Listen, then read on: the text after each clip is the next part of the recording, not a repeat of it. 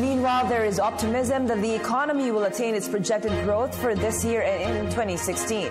This is based on the country's strong and solid economic fundamentals. Again, here's Freddie Abando.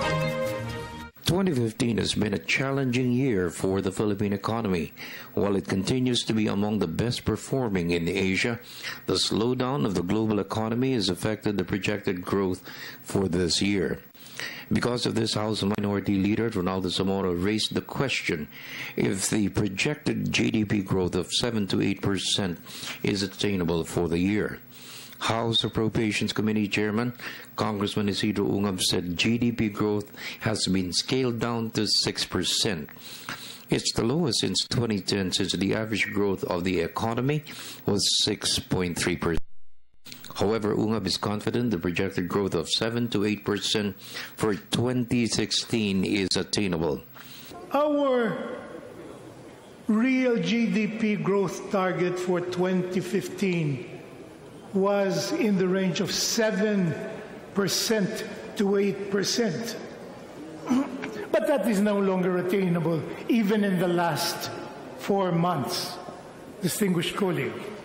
We're not really looking anymore at 7 to 8%, are we, distinguished colleague? Because our actual and real GDP growth from January to June, the first half of this year, only averaged 5.3%. Very, very far from the 7 to 8% that for this present budget. We have to give credit to our financial managers. I understand who really did well in our public finance, considering that if we look at the gains made in the macroeconomic, particularly in the fundamentals of our economy, we have noticed, as I gathered from the figures of the central bank, we were able to have a continuous growth of about 65 quarters. Although the average there was lower, we got the best increases in our GDP 5 years, which has an average of 6.3%.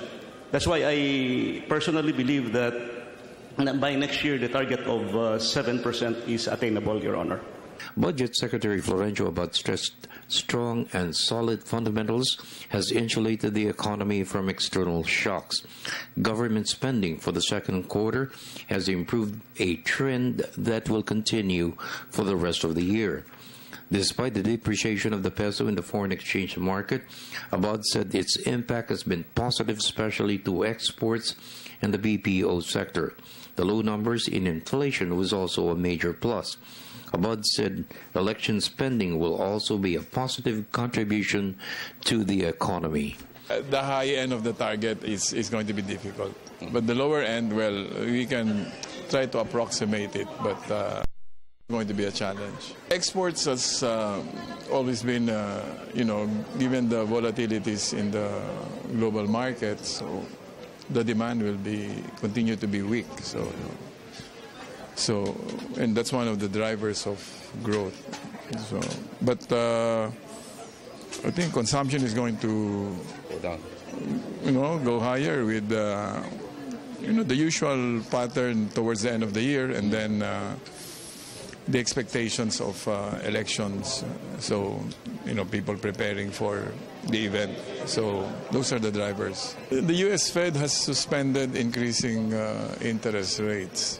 And, with the continuing inflow of remittances and revenues from BPO and tourism, I think relative to the other countries in the region, I think we are one of those best insulated from the foreign exchange volatilities.